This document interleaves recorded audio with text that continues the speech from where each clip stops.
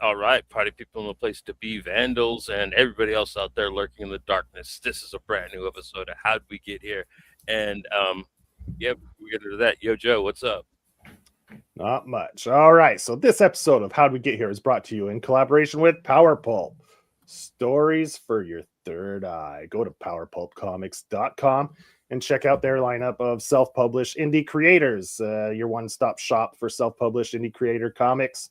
They also have a Discord running now, and you can go join, sign up to the Discord, and chat with fellow comic readers and creators alike.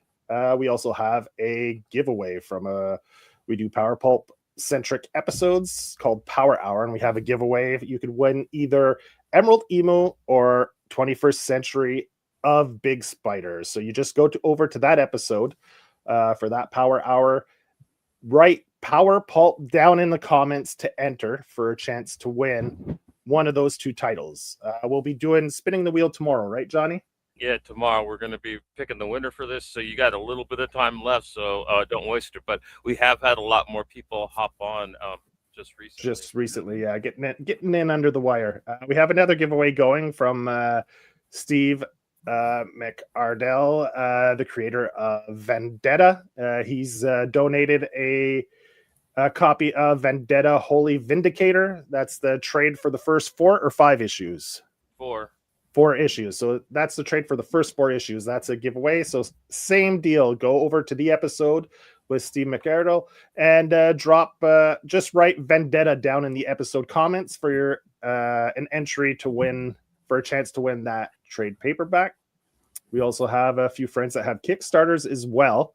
We have Richard Morgan's Kickstarter for Blam and Glam has finished, but it is still open for late pledges. So you can go get in on that with late pledges. And our good buddy, for about a week left, I think, because I think it's going to run it for 2 weeks, and I think it's starting up for a week. Okay, so it should still be open. Our good buddy Adrian Kaloric has his Kickstarter running right now. I think there's only a day or 2 left, so it's your last chance to get on Todd LeBon. Yeah, it's right now. Yeah, it's got a wraparound cover for this issue, so you can go check that out. Another good buddy of ours, Rot Steak, has his new book. Everything is Super. You can go get that at Paper Cut Cove online. All these links are in the comments in the chat, so you can go find the links for these. You can go over there, buy the new book. There's also merch on there. I picked up a t-shirt with the logo, and on the new book we have a quote for his new book. Let me pull it up because it's too small for me on there. I should put on my glasses. Might help. I can see it just fine. Yeah, read it off, Johnny. Blow up dolls, juicy pimples, pubic lice, and itchy crotches. This book goes hard like a geriatric grind session. Yeah, that's our pull quote for the book. We sent him 2. We sent a clean one and a raunchy one. And I asked Johnny, I said, you want to put any money down on which one he picks? And Johnny's like, he's definitely going with the raunchy one. So he's hard to tell, man. Like he's pretty hard rocker type of guy. So we sent him this really nice one about like how it's kind of a nostalgic book.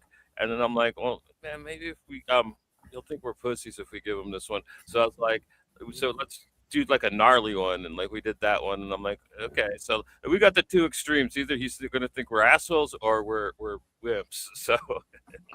So that's it. That's our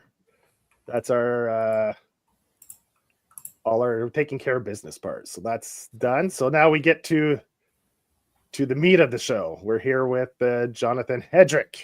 Hello, Jonathan. How's it going? Good. How you guys doing? Thanks for having me. Very good. Very good. So why don't you tell us why we're here today? I'm mainly here promoting my latest Kickstarter called Hospice Tunnel of Love. We're fully funded and then some. We have about 11 days left in the campaign. Lots of great rewards to choose from. Fair price rewards from digital all the way to original artwork. And please check out the campaign page. I'm sure we'll dive in a little bit more about what it's about later, but that's why I'm here today. Well, you see, if you don't read well, and you think it's called Hospice Tunnel of Love, you'd probably think it's a story about the sixth Spice Girl that no one ever knew about. Right. No. Hospice Tunnel of That Love. would have been so much better too. That would have been. I was reading it and I was like, the subtitle's like Tunnel of Love. I was like, if it was Hospice, Yeah. Tunnel of Love, it would make sense. Hot Spice Tunnel of Love could, that could work. Yeah. So yeah. Yeah. So this series, so it's interesting because when I first saw it, I was like, Hospice. I've seen this series before over at Orange Cone. Right. Because I was like, maybe it's just coincidence. I was like, it even looks like the same logo, like the title, right? Mm-hmm. So John and I were looking and comparing. We're like, yeah, it's the same. And then we kind of started reading. Then you do mention that it is part of that same. It's called a shared universe, right? So how does this work exactly? So I'll take it back to a couple of years ago, around 2023, I think it was. The original Hospice, or the season 1 of Hospice, was 6 different creative teams who sequentially released their own projects that were all one-shots. However, had a common theme with the hospice that's in each of these books called Rising Suns. So 6 different creators launched those books, and they kind of did it in order. Some overlapped, and you don't need to read any of all of them or multiple ones just to understand any story. They're all standalone one-shots, but they all also interconnect as well. Fast forward to about a year ago, they put a call out that they want to do season 2 with a new crop of creators, and I jumped right on it because I felt like when I saw them announce that in 2023, I was like, damn, I would have loved to have been part of that. That's a really cool idea, because just the assistance and the help in marketing something, a crowdfunding campaign, is so huge. I mean, every little bit helps, from sharing a post on social media to, doing these podcasts, but having such a large collective, unit like that was so thought out and planned well. I was really envious of that. So, again, when I saw that they put a call out for season 2 and we're looking for pitches, I already had my story, Tunnel of Love, I had that rolling around in my head for a while, brainstorming it, something I wanted to tell, but it fit really easily into this hospice universe. So I pitched it to them, and they accepted me with 5 other new creative teams, and now my campaign is the second of the 6 for season 2. Okay, that's launched so far. They're rolling it out a little slower this time, right?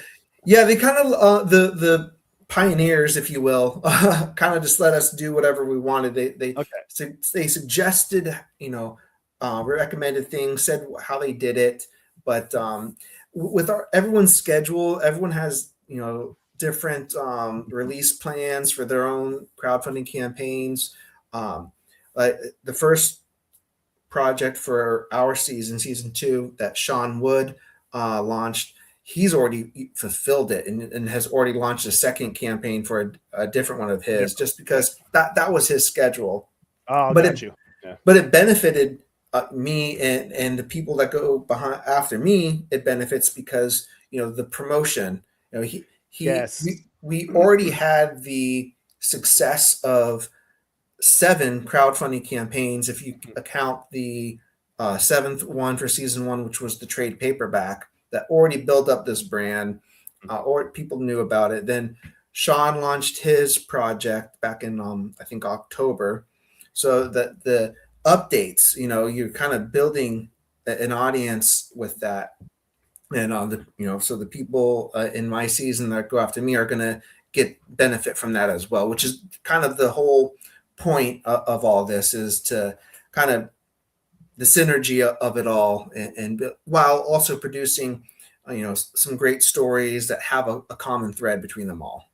cool. So when this whole season is done, like, is it Travis who collects it all and puts it out, or Yes. okay, Yep.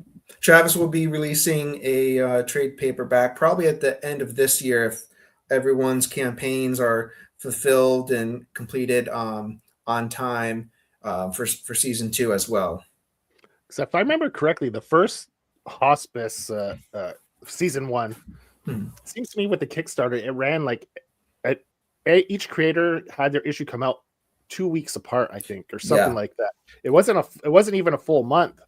Right. So it was so I think this gives a chance to maybe allow you guys to get more backers because you have like a grace period in between each book. Right. So it allows people maybe, because if you have to pay for 7 books up front, some people are like, "Ooh, I don't have the budget right now," or so I think maybe they saw that maybe they left some money on the table by doing it that quickly, and now maybe they're trying like this way where you're like, okay, we'll do it.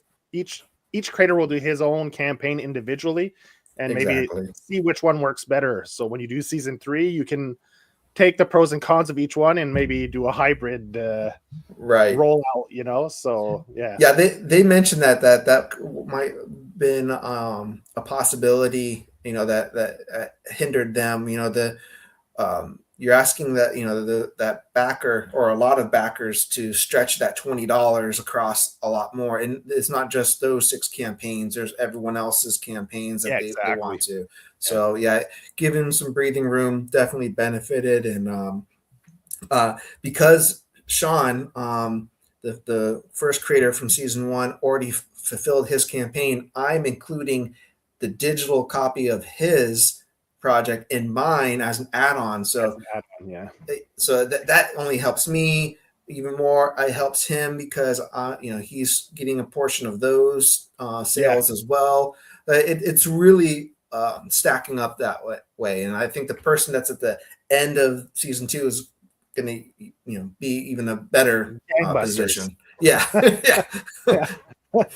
That's good. I mean, it's definitely an interesting concept, right? Where you get different, like, because right now you're putting your individual one under your imprint, right? And then at the end, you all get pulled together, and the trade will be released, like Johnny asked, from Orange Cone, which is a very interesting collaborative effort between a lot of creators, right?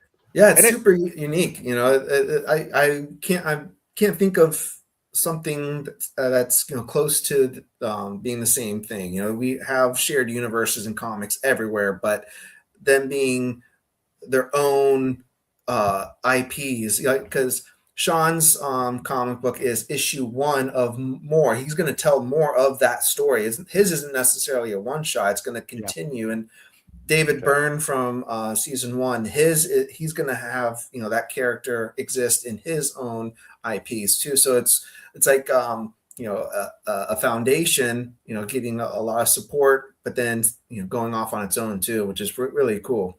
Oh, that's interesting. Yeah. Can't have too many big egos in the room to make a project like this work. No, you just got to be able to herd cats really well. Break out the treats and just throw them around. Right. Yeah. So let's get into your issue. Tunnel of Love. So what's your issue all about? So mine begins in 1955 with 2 young teenagers on a date at their local fair, and they go on the Tunnel of Love ride, which is kind of known to be the make-out ride, if you will. And on that ride, something goes wrong, and the guy, the young man, Dick, he suddenly wakes up from a blackout, and he's an octogenarian. He's in a assisted living facility with people surrounding him, telling him that he has dementia, but he swears that a few seconds ago he was a 15-year-old boy and wants to know where his girlfriend's at. So it's I like to compare it to The Twilight Zone and Outer Limits, which I'm a huge fan of growing up, watching those reruns.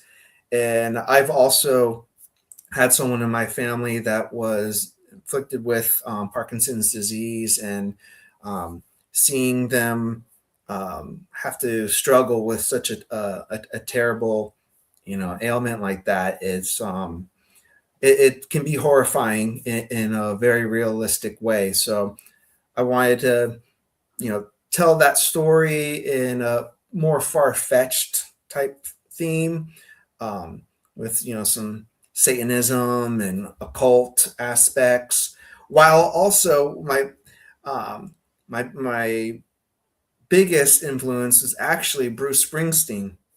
His song "Tunnel of Love," which I've always been a fan of. I always found that song had, if you listen to the lyrics carefully, it's dark. It comes across on a surface level as romantic, but if you listen to the lyrics, it's pretty. It's got some dark themes. So I actually put some Easter eggs in there for kind of respect for the boss. Yeah. Yeah. Cool. So the hospital that the main characters in, is that the tie to the hospice of the title? Like, Correct. So the hospice, the name of it is called Rising Suns. So every single one of these stories, the Rising Suns will, the hospice will be in there in some manner or another. Some of them just have like as small as just the logo of that hospice somewhere hidden in the comic book, or larger, put into the story, like mine, where the majority of my story it takes place actually in that setting. So more or less that's the common thread between all of these stories. Cool. right on, All right right, on. I'm loading up. It's loading. Just a sec. So your Kickstarter, let's look at what you got for to offer, man. Like, Sure. it's pretty Yes. sweet. So you got a couple different covers, right? Here's the interior art. Yep, that's the we have about 6 preview pages of the interior artwork, which is intended to begin in black and white and fade into color, a la Wizard of Oz. And then here's your A cover, huh? Right. All the A covers have what's called the hospice trade dress. So that's the continuity with all of ours is the A covers are always going to be the hospice trade dress, and then we do whatever we want with our variants. Okay. There's actually one variant that your wife drew, I believe. That's right. Yep. My wife, Francesca Fantini, is a very talented comic book artist, and she supplied me with our cover E, and we're offering her original artwork as a reward tier. Yeah. Cool. Yeah, here we go. You've worked on a book with her before, right? Yep, several actually. Only one's come out so far though. We did Can I Scream, a one shot with Keen Spot 2 years ago. Okay. So how did that work? How was the dynamic working with your wife on a project? Yeah, it's pretty nice when you can just kind of like walk into the other room and like look over her shoulder. No, exchanging emails and stuff. Right. Things get lost in translation, Exactly, and also being able to be like, those pages aren't going to do themselves, but in the nicest way possible. Get one page done today. I'll give you a foot rub later. Right. I'll do the dishes if you just get this panel finished. But all jokes aside, I did pay her actual page rate for every page. And we split the the creator ownership of that title 50-50. So but we thankfully have been able to work on a couple other projects. One of them was recently on Kickstarter called Horror Not Hate. It was an anthology. J.M. Brent. Yep, we did a 6-page story in that called Savage Spores, which unfortunately the artwork didn't make it on the campaign page, but it is done, and it's a real cool story that takes place back in the days of the Jamestown colony. Okay. And then no, about over a year and a half ago, we got a job where we got to get paid to work together on a licensed property that we're still waiting for it to get announced. And Okay. it's just driving us nuts. Every like 2 or 3 months, they tell us, all right, it's going to be announced in 1 or 2 weeks. And then 3 months goes by. All right, 1 or 2 weeks, guys. Yeah. And 3 months go. And it's just like, oh, Yeah, come on. we've talked to a lot of creators that have worked and completed projects, and they're like, "Oh, next year." Then it's Yep. like more like a 2-year process than a 1-year process, and In comics, never take anyone's estimate of time at face value. They at least multiply it by 10, or send it through the quadratic formula or something, because that is not going to happen. Oh, I just saw a spelling error on my thing.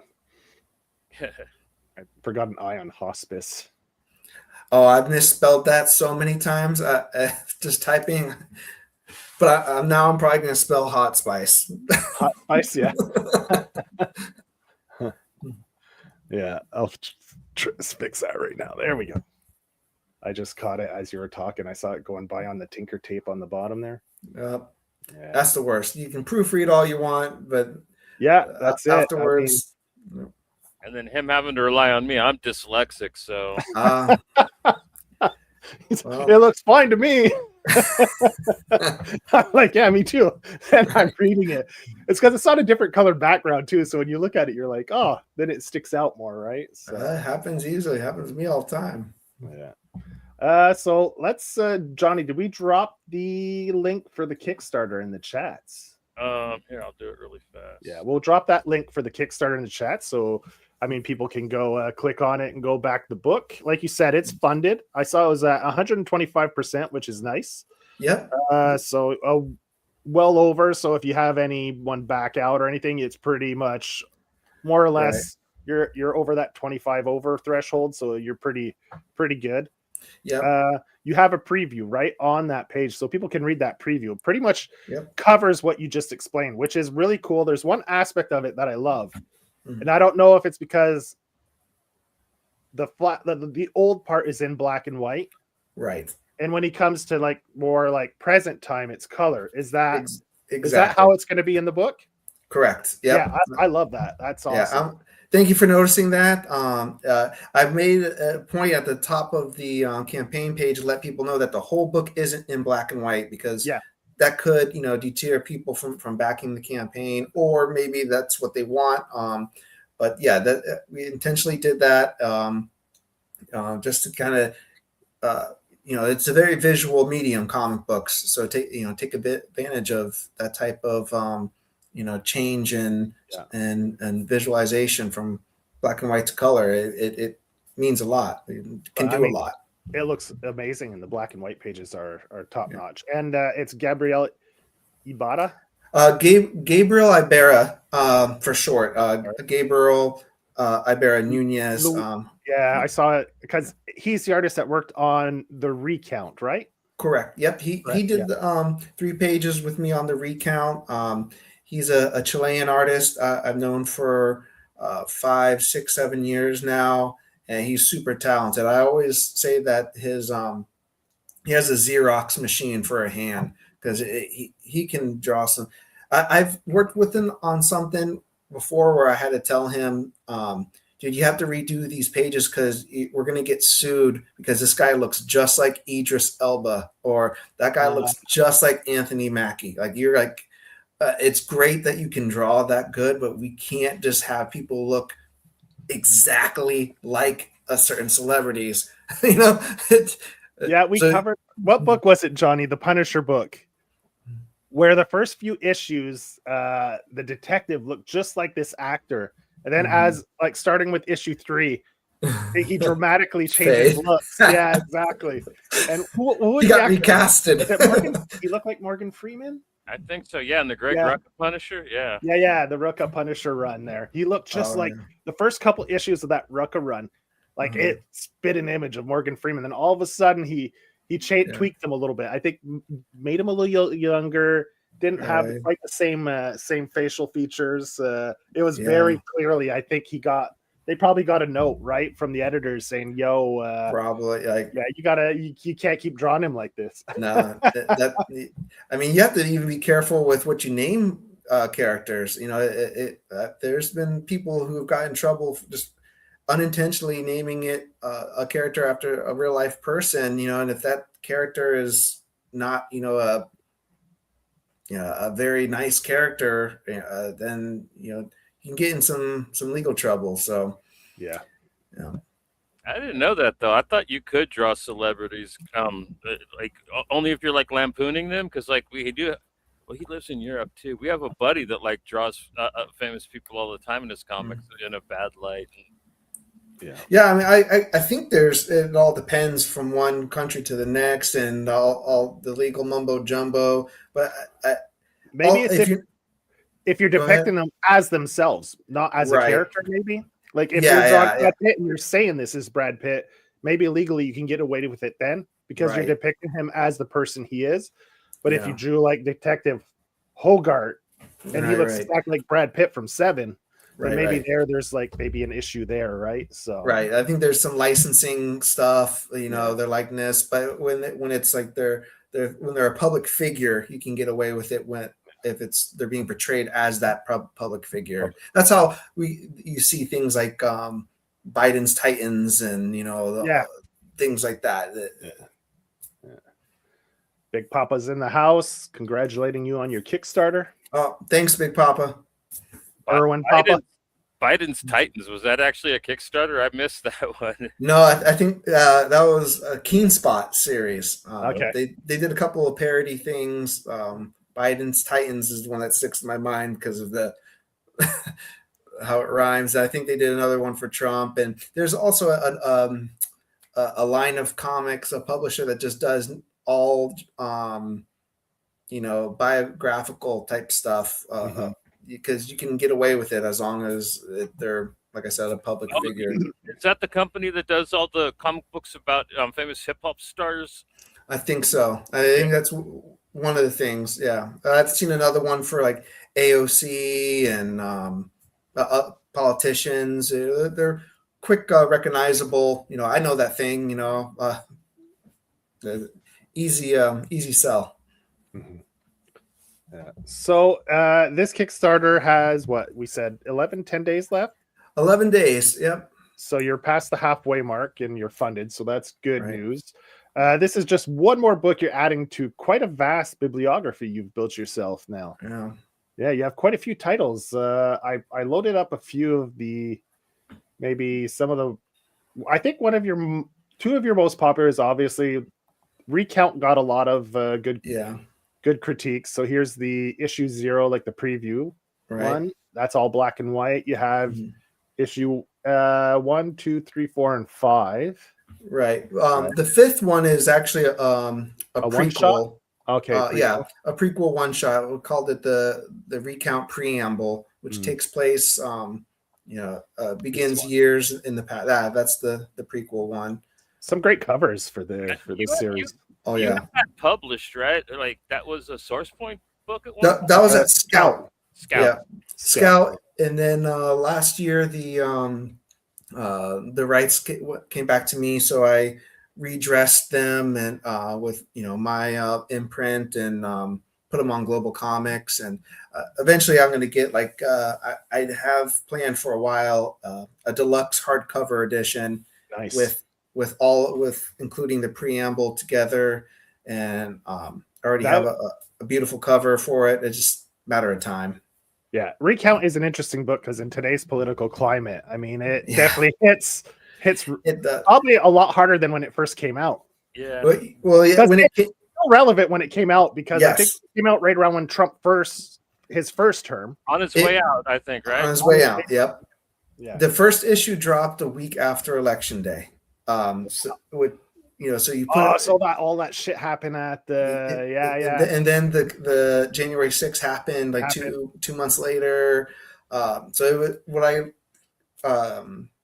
so now would be now would be a great time to get that deluxe edition together and put it out, right? Yeah. It's just I think it's going to be successful regardless. You know, I Yeah, have a for sure. But I mean, yeah, no, getting you'd probably get getting in that out trouble. soon. You'd probably get in trouble Probably. releasing this as a deluxe, you know? Yeah, Well, I tell people, you know, I'm probably already on a FBI watch A list red after all flag the list, things. yeah. Yeah. yeah. I remember. I'm not going to get invited to the White House or anything. I remember during the Bush years, a couple of my favorite UK creators, they were working at a label called Avatar Press. They did a couple of books with the same subject matter as The Recount, and it was really funny. They got called Un-American and stuff. Right. Laughing because one of them's Irish and one of them's from the UK. That was during the Freedom Fries time and all that crap. Right. Yeah. Yeah.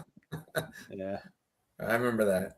Yeah, I've had some nasty comments that you know, get sent to me too from both sides of the aisle. To be honest, Yeah, because it doesn't really specify which side of the aisle you're coming from, right? So it leaves it open. So that if it's on you, it's right? interesting. If you feel like it's targeted at you, then that's on you because I didn't specifically say anything. So if you feel like then maybe that speaks more on you than it does on yourself as the writer, right? It speaks more on the reader. Yeah. Yep. Yeah. That was the whole point. Because you don't say if it's Republican or Democrat. You just say it's the president, and that's it. Point final. You don't specify what party leanings they are. Or he kind of dips into it a little bit when like he shows like the dude's hats. They're very similar to the type of hat that a certain type. Yeah, but they're blue.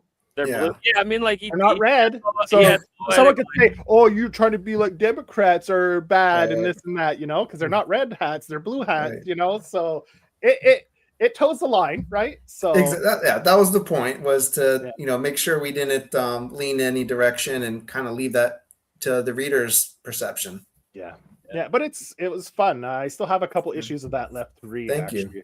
I've been working my way through it, and I really enjoyed it. Brackish. This one was fun. You have a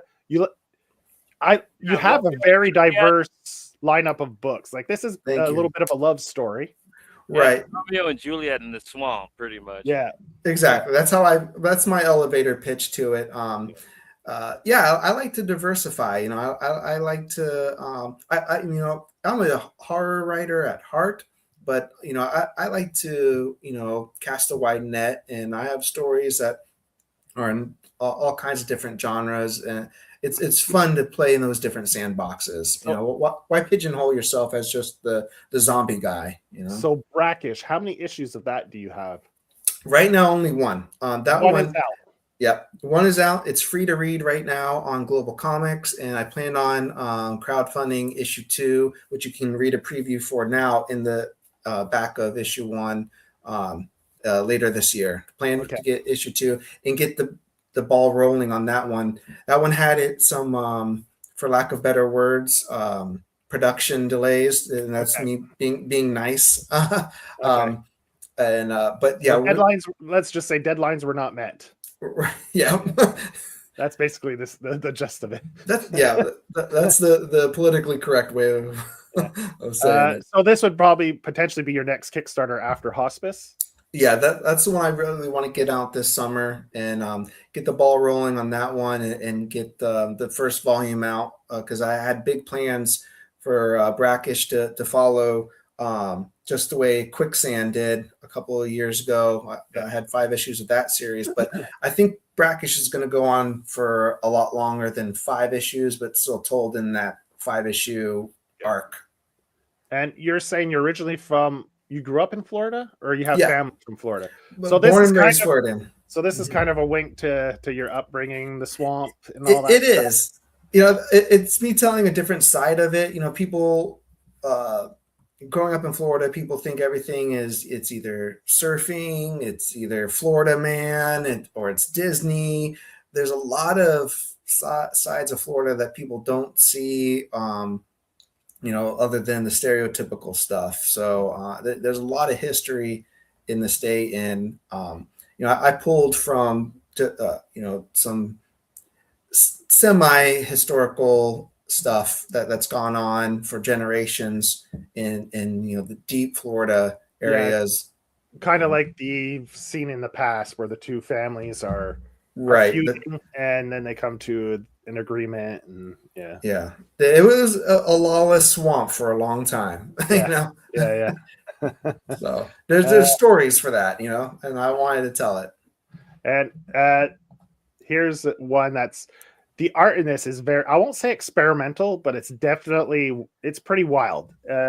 Yeah, This is Stefano Stefano Cartelli. Carticelli. I like him as an artist. He's one of the reasons why I got to know you as a writer. Oh, okay. Because of this book, because I was familiar with his work, and then Caffeinated Hearts was the first, I think, Kickstarter I ever backed of yours. Oh wow, thank you. Yeah. He has a very what's the word for it? Like a grunge style. You know, it's very loose, jagged edges, but with a purpose. You know, it's an intent, and cyberpunk. You know, themes to it. So. Like people who dug like Keith Giffen back in the 90s, like his Right. Lobo, stuff like that. You know, it's very quick The and Max. loose, wild. Yeah. Grundle for a little bit, and he's got his own style, you know, but he definitely his influences too. And he can tighten it up too, like spin Oh, into yeah. the wind. It's Right, still yeah. his style, but you know, you can see he tightened it up, went in. Like this one is super loose. Like this is where you see him at his most loose, right? He's just, and that was the intent on Spill Blood, you know, when he like almost like trying to make the image in as few strokes as possible, right? To get the story across, or the panel, or the action. So it's interesting for sure. I mean, it might not be everyone's cup of tea, but it's definitely a very visually interesting book. Right. But all his books are always visually interesting. So yeah, that he has a fan base for that, and with Spill Blood, that was our fourth. I'm one of them. That was our fourth project together. In the first one that we decided that he wasn't going to paint. You know, he painted the. Was the this the first one you worked on him with? Yes. Yep. Yeah. Freak Show Night. Freak Show Night. Yeah. So he watercolored that one, Caffeinated Hearts, and Space Cadet. But with Spill Blood, that's just all digital, black, white, and red. Okay. Yeah. And all these titles we're going through, do you have these as add-ons in your digital campaign? Just digital. You don't have just digital. Okay. Yeah. You know, with me spending a lot of time in Italy, it's just so hard to maintain an inventory. Definitely don't have a lot of stock here, and shipping would be atrocious. Yeah, we have a friend that's trying to work out the kinks in his Kickstarter now. All his shipping's going out worldwide except for the US. Oh wow! That's a disaster. He sent them out, and at first he's going to send out a batch of 10. Yeah. To see if he did everything right. Right. With the custom forms. Yeah. That's a nightmare. He doesn't want to send out 100 and be like, Yeah, you didn't check this box. You didn't claim enough. So while I'm in Italy, I do a third-party fulfillment thing. So if I can fulfill in the States, I would, if I can guarantee I'm going to fulfill in the States, I would have a lot more of my backstock. I have a huge backstock sitting in a storage unit in Florida right now, where I could offer a lot more, and, you know, signatures too. But digital is the best I can do for the time being. And, you know, it is what it is. It's all right. That's good. Yeah. And this is another story from the freak show. Freak Show, I call it the Freak Show Kingdom. That Freak Show Princess, that was my first comic book I ever produced. Really? Produced. Yep. That was the very first one. I was working out the kinks and, you know, figuring it out, learning the how I go from pencils to inks to colors, you know, the streamline assembly line factory type of process that it takes to make a comic book, and it turned out pretty good. You know, I printed 500 copies, not knowing what I was going to do with all those copies before I even ran a Kickstarter for it. Okay. Did it real guerrilla style, just put a box in my trunk and drove around to comic book shops and learned, things the hard way, which was great. I wouldn't take those days back for anything. That felt like real, true indie comics back then. It was awesome. I backed Freak Show Night, and it came with another comic, Freak Show Jester. That's not That's right. available on your Global Comics. I was wondering why. Because it's a mini, or I need to put that on Global Comics. That's just An oversight on my end. That Okay. was a fun stretch goal we did for Freak Show Night, where I had my buddy of mine, David Galliano, who's a comic book writer who lived down the street from me. He wrote. He's one of Mad Cave's first talent search winners. He did. Okay. Yeah. He did Savage Bastards for them back in like 2020. And so I said, if we reach this goal, David will write a Ashcan side story that takes place in the Freak Show world called Freak Show Jester. And we did it and hired out the artwork and gave backers an actual 8-page separate Ashcan comic. So yeah, I need to put that on there, or maybe just add those pages to the file for Freak Show Night on Global Comics. So thanks for reminding me of that, Johnny. It'll help complete the theme too, because you have Knight, Princess, Jester. Yeah, well, and originally that whole world was going to be even bigger. I got away from it, and if someone backed a dump truck full of money and was able to pay me, I could get a lot more done. Mm-hmm. But there was plans for a lot more, and need to open that up for other people to tell stories. but And I'll get back to it. You launched Capable not too short after that, and that one was a smash hit. So that's kind of like what. Yeah, because you have 7 issues of this one. 7 issues, and also a 10-page Ashcan too that takes place simultaneously as issue 1. And Capable was my second comic book. Yeah, this is, I think, the first time I might have seen one of your books. I didn't back this one, but you were on Elle. I think Elle had you on her show. Yeah, and that's the first time I think I saw they were talking about this book that you were on, and you were talking about this. And I love the cover, like the shadows, the shadow work, how it's like with the cape. Right. One. I appreciate he's that. running, and instead it's the opposite. You see him before he got his powers, like the silhouette of him with the chair. Yeah. It's just fun stuff, right? Like the shadows. Yeah. And then I think after that you get away from it. Then it's just normal covers. Yeah. But for the first 3, you had those little theme with in the shadows, which is pretty cool. Yeah, it was something that we knew we weren't going to be able to keep up with it, or it was going to be really taxing, or to try to find a clever way to depict it, or it was going to be forced. So it doesn't feel redundant as well. Yeah. Right. Yeah. You got to be careful with that. And, but yeah, Capable, love that series. I'm a proud parent of that one. You guys said 7 issues of that. They're all available on Global Comics. And I do have a plan to crowdfund on my own trade for that one soon. That would include everything. And it's just been, I don't want to be too sloppy with these campaigns. I want to make sure they're fulfilled before I launch another one. I want to make sure I have everything ready and do backers right before I launch a campaign. So there will be a trade for all 7 issues. I already have someone working on designing the interior. I'm on a waiting list for a special artist to do a cover for that one. But there's a plan for a trade paperback for that one. So these 7 issues complete the first story, or the complete story? That's the entire series. Yeah, I don't plan on doing any more.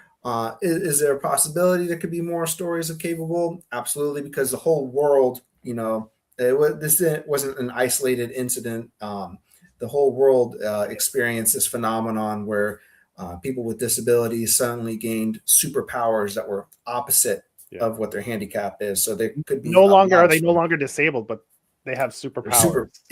It changes, flips the paradigm. People who were thought of stereotypically as Capable. lesser citizen. Okay. Second class citizens are now that could rip your head off if they wanted to. Like what does that do to us as a society?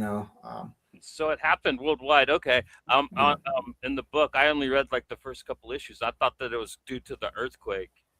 I kind of try to leave that vague, like why it happened. And I think you'll, by issue 4 or 5, you should kind of get a bigger idea of what there's something more ominous that occurred. I'll be completely transparent. This is the one book of yours. I was like, it's a superhero book, and I was like, sure, prejudice. Like I was like, another superhero book, right? I was like, always on the back burner, and then I was like, that's fair. And I read issue 1, and I told Johnny, I was like, God damn it, I enjoyed this a lot more than I ever thought I would. Yeah, I appreciate that. Like, yeah, because I was like, there's a lot of superhero books, right? So I was like, there are, so I was really interested by the Recount, Caffeinated Hearts. They all had a little like more of an indie flavor to them, right? Like, yeah. So I think it also, you didn't try to give them suits. I think that's where a lot of people with their own superheroes that they try to do on Kickstarter, they try to overdo the suits. Right. And in my opinion, it just makes them look generic as hell. Yeah. And you just kind of have them running around like in maybe like a tracksuit at best, is like a normal person would, because we don't have $1 million to make this fancy suit. Yeah, exactly. Yeah. There's no secret identities. No one has code names. I wanted to keep it as realistic, grounded, as grounded as possible. With we have this one thing that's super far fetched. Let's not get into the weeds, because it's been done. With Invincible is great. Don't try to do Invincible. See, that's like, don't judge a book by its cover, right? They say that for a reason, right? And I was like a superhero. Invincible was popping off. I think the freaking Amazon series came out, and this was happening around the same time. So I made that a false association with the two, right? Sure. And like I said, after reading, you sold me on it. I'm going to keep reading this for sure. Like I'm hooked. Like I appreciate that. I just have one critique of your first issue. Okay. I would have ended it on that splash page. Oh yeah, that hit hard. Like that hits hard. Thank you end it there. People are like, "Holy shit!" So they can't wait to open up issue 2, right? And then sure. To be fair, Capable #1 was the second comic book script I ever wrote. So I've learned a lot more about page turns and cliffhangers, and I pride myself on that. That is like the stepping stones, the outline before I even really dive into is where are the page turns going to be at? Where's the cliffhangers? Where's the splash pages are going to be before I even go like full throttle, to the typewriter. That splash page at the end, I was like, boom, that's what sold me. I was going through and I was like, I was enjoying it. Then I was like, oh man, thank you. This is good. This is good. Oh, man, I appreciate that. That means a lot to me. Thank you so much. At the end, I thought the firefighter was such a dick, because until he got to the second part, right after the kid asked him what's he mean, and he's like, well, other people with powers aren't doing anything to help. I thought he was literally singling him out. Like kind of like showing him up, right? Right. You're trying to do our job for his kid, or you gotta get a union card, man. Yeah, exactly. You're gonna hear from my union rep. Like I was like, dude, something traumatic just happened to him, and don't be like, oh, you should have ran in too. Like that's what I thought that the firefighter was saying at first. Right. And then you got to the part where he's like, oh yeah, well, most people aren't helping. Like tried to. And okay, that makes sense for him to like. And this is your longest running book, right? 7 issues. And now after reading issue 1, I'm like, okay, now I understand why there's 7 issues of this, right? That that you kept going with it and the story continued, and so right. And that one was I was aiming for 7-ish issues from the beginning, from what I wanted to tell from that one. It in no way was it ever going to be considered a ongoing series, but I thought maybe 10 issues at one point, but it started feeling right after issue 4. I want to give credit where credit's due, but I think I remember when you were on L's show. Do you have a family member that's in a wheelchair or someone close to you, and that kind of inspired the story? Was that, I can't remember from the interview when you were talking to her.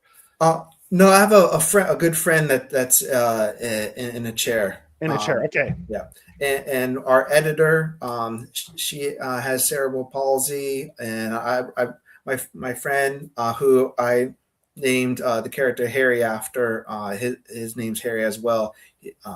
He had MS since he was in high school, and he was my beta reader. I was like, people are going to go to the throat at me for having one, being a white guy writing a black character, and two, being able-bodied and writing a person in the chair as an MC, and then taking the person out of the chair. So yeah, that's one thing I was going to ask you, because that's people could misinterpret that as you saying that they're lesser, and that all people that have a disability aspire to be capable, right? That it's I could see how people would. So did some of that criticism. I got some heat online before got called an ableist, more than once, but that's for people who didn't even crack open the book. They like we said, don't judge a book by its cover. So they didn't know about. I don't put on the cover, proofread by someone in the people with disabilities community, because I shouldn't have to do that. Give people the benefit of the doubt. So it's tough. I knew what I was getting into. The Recount, controversial too. So if you're not, pushing the boundaries, then if you're playing it safe, then what fun is that anyways? So I think it was rewarding. I'm glad that kind of mentality is slowly dying out in comics. Like, what are you supposed to do? Just write books about a middle-aged white guy with a beard? Right. Yeah. How exciting is that? Yeah. Talking about how the world's passed him by and he's not like, I don't care. My voice doesn't carry as much authority anymore. Whining about it. Just let people tell stories, exactly. as long as you're not standing on the soapbox for those people. That's the big thing. And also not pandering. When I go to a Comic-Con, I don't, jump on the other side of my table when I see someone in a wheelchair and shove capable in their face. Hey, this is for you. Yeah, exactly. Like you make sure it's just a little too high for them, though. Just to fuck with them, right? Like, only if they're rude. Like, don't you wish you were capable? Yeah. But on a serious note, I've had plenty of positive reactions and interactions from people from that community, and that's all that matters to me. The armchair warriors when you were kids, you would have won an award for that book. You know what I mean?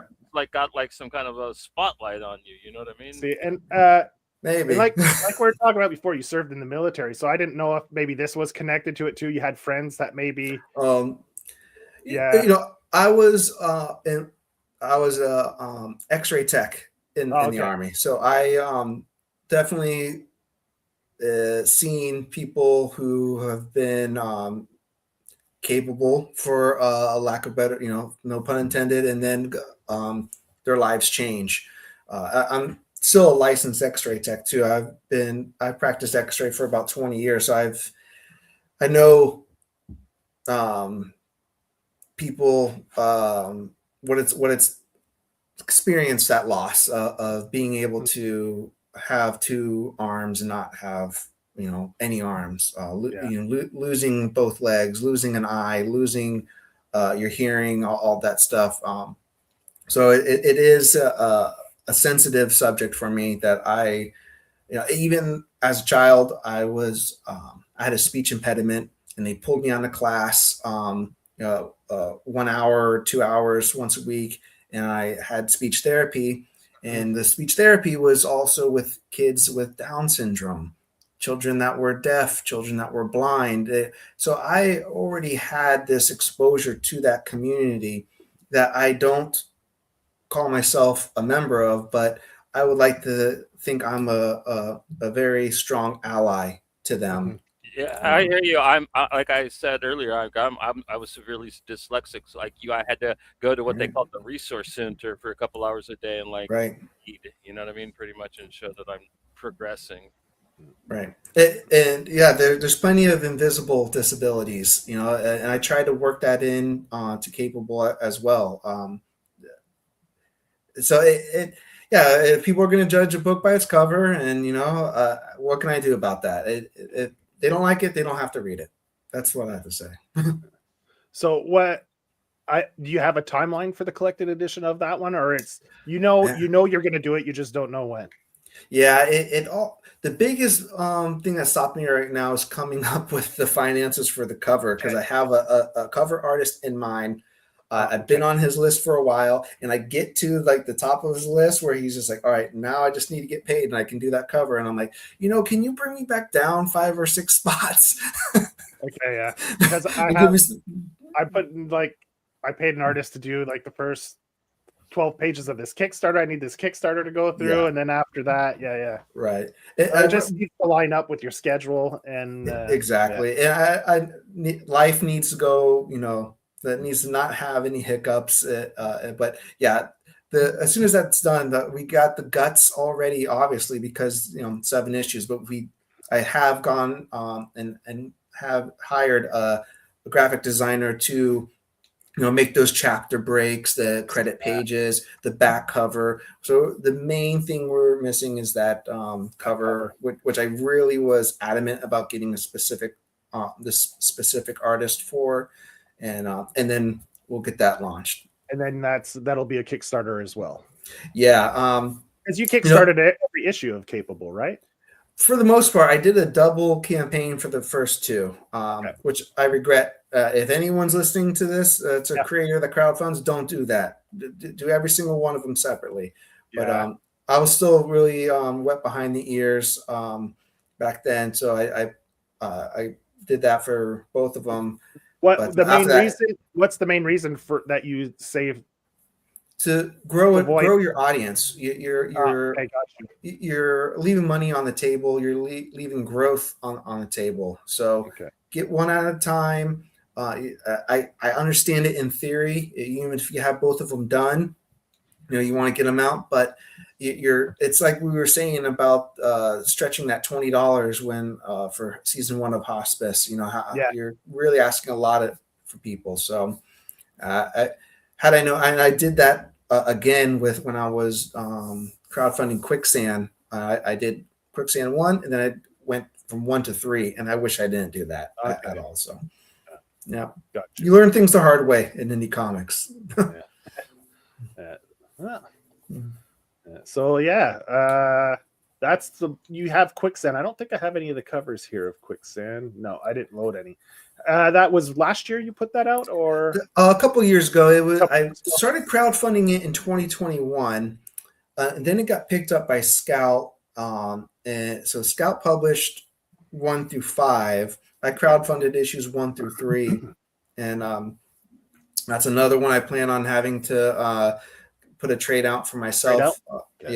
Well, I don't think that book is still underneath Scout's banner, but I have not holding my breath for them putting out a trade for that anytime soon. No, I wouldn't or either. anything. We have a friend that has a 5-issue series out, and there's no trade coming. They're kind of doing that thing where they're just sitting on people's IPs, and as long as they are selling PDFs of it, they keep it. I think it's kind of what they're playing the Action Lab game right now with a lot of and eBay Live and stuff like that, where we get like a nickel if they sell the book for $3. So it's an unfortunate situation, but it is what it is. Is that one available digitally with your Kickstarter, or the first 3 issues, unfortunately? Okay. Gotcha. And issue 0. So I made an ash can intentionally with the purpose of Scout putting out an ash can for that. And they passed on doing the ash can. I said, well, all right, if you guys don't want it, I'll put it out myself. And I printed out 100 copies of a physical copy of an issue 0, which is 8 pages that take place before issue 1, immediately before issue 1, black and white, like I did the ash can for Recount. And those 100 copies are gone, but the digital is available on the campaign as well as on Global Comics. Cool. Yeah. So, man, you have like what, close to 30 titles under your belt? I mean, like, not titles, but issues. I mean, there's a new website called the Internet Comic Book Database. That's it's a new startup, and someone I know is a co-owner of that, and asked me if I could build my profile up to help them out. And I was doing it, and it took a couple of days, and I got to a point where I stood back and looked. I got like about 50 individual issues or graphic novels or anthologies. Yeah, it's about 50, and a lot more are out there. 50 credits, so that counts like 6, like Horror Not Hate, like smaller stories within an anthology plus. Right. Yeah, so 50 credits. Yeah, 50 credits. Yeah, cool. Yeah. A lot more on the way. Yeah. That's quite the accomplishment, I got to say. It is. Yeah. I mean, there's a little pat on the back I gave myself, and back to work. Well deserved. Yeah. Thank you. Awesome. Mm-hmm. Awesome. Yeah. So, Kickstarter Hospice. Johnny dropped the link in the chat, so people. Thank you. Go smash the link and smash the back button on the Kickstarter. I mean, Jonathan's a proven commodity. I mean, you've put out. You've put out books, and they've all been good, entertaining stories. So thank you. And if you read the preview on this one, it seems like it's going to be a fun. Well, I don't know if I'd say fun, but interesting story. Interesting, entertaining. Entertaining. Yeah, there you go. That's the word I'm looking for. Entertaining story. And like I said, I love the play of the black and white with from the past to the present, or thank you. However that shakes out in the story. But yeah, that's a nice touch. I love that. I love it because I appreciate that. Back in the day, you went from radio, black and white TV to color TV. So it just kind of plays off the evolution of just technology, life. How exactly. Wizard it's of more Oz. Immersive for the reader, Yeah. Like Wizard of Oz was originally black and white till they did the Technicolor, right? Right. Yeah. When or was it always, or did they always or was it always like black and white then color? Right. When she landed in Oz, that's when it was all color. Yeah, exactly. Right. And that was always really fun. Like as a kid, I remember that. Yeah. Right. It's all black and white. And you're like, oh, then all of a sudden, boom, super colorful and like flying monkeys and dancing dwarves and like scarecrows with no brains. Yeah, walking lions. Right. So it's fun to play around with the medium, with any kind of medium like that. Absolutely, that's what you got to do in a visual medium like this. Don't waste those type of opportunities. It's it can really change a reader's experience a lot. Yeah. Before we sign off, because we've been on for a good hour now, do you have anything lined up, like shows, cons, signings, anything like that? Anything you want to plug that's coming up that you want to give a shout out for people to check out? Or no appearances planned. I'll schedule at least. Hopefully something will pop up later in the year. But besides this campaign, I always like to ask people to follow me on Substack. You can find a link to that in my link tree, which is at the top of almost every single one of my platforms you can find me on. And what about your wife? Give her some shine. Does she have any projects coming up or any signings or conventions she's going to? You are a creative couple, so what's good for her can only benefit you as well. That's true. She actually, shout out to her. She was recently got 2 nominations for the Zelda Awards, which is I saw that. Yes, the focused on women in comics. She got best pencils and inks nomination for her work on Can I Scream, and the Spirit of Zelda award. And Ice Cream is the book you guys worked on together. Yeah. So that's really awesome for her. You know, last year she got nominated in the Ringo Awards for Best Cover Artist. So she's kicking ass. And we haven't promise you folks, we have a big licensed property thing coming out someday. And Joe, as a Canadian, you probably would be interested in this particular licensed property. Okay. I think that depends on the genre of music you prefer, but I'm pretty eclectic. Okay. So I don't have just one specific genre. I listen to, like, there's maybe I don't know. Even then, if it's a comic, you're telling a story. So I mean, if the story's good, even though it's related to maybe a music I don't listen to as much, if the story's good and the art's good, I'll get into it. You know? Yeah, and I think that's kind of where we went through what we were going for with this one. So any day now, I keep getting told. Well, I got a pitch for or an idea for it. How's your wife's English? Great. Right. Well, then we'll have to have you back with your wife, and we'll have you guys on together. And that sounds like a plan. We can maybe do a flip through of one of the books you work together, and maybe we'll get some couples dynamic on the show. That and would see be great. How it works. See if you're bickering couple, or if you're like super supportive couple, or. But we have to do it in different rooms. Oh, because you have to sign in, right? From different laptops. Just to make it seem funny, you know, like. Yeah. And then I take my headphones off and walk into the other. Or back to back, so then the other one can turn and look at the camera to give the dirty side look. We get this great echo effect going on. Yeah.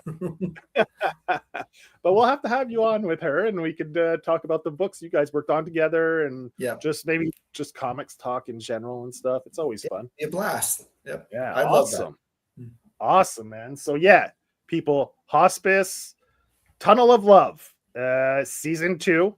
This is the second book or second chapter or whatever you want to call it. Right.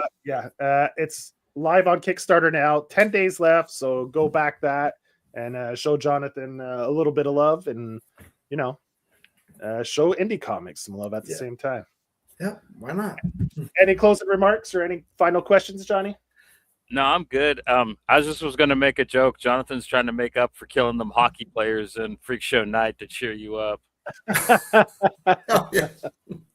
I know you got bummed out when you read that scene. You're just like, why do you have to kill the hockey players? I'm not like that. So I enjoyed that one. It was good. Like the whole. Yeah. So our next episode will be Tuesday. It'll be a big Tuesday episode, right, Johnny? We'll be back tomorrow. It's really short. We're going to be giving spin the wheel for the giveaway for the Power Pulp. And then Tuesday we're doing a big 2 episode, and we'll be talking about Big Chungus Batman.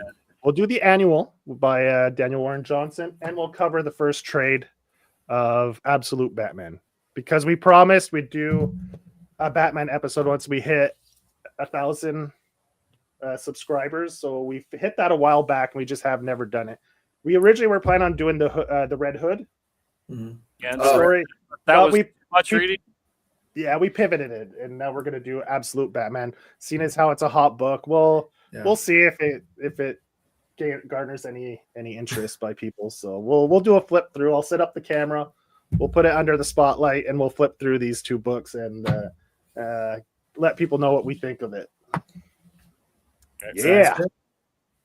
Awesome, man. So Johnny, I think it's that time. It's outro time. Sweet.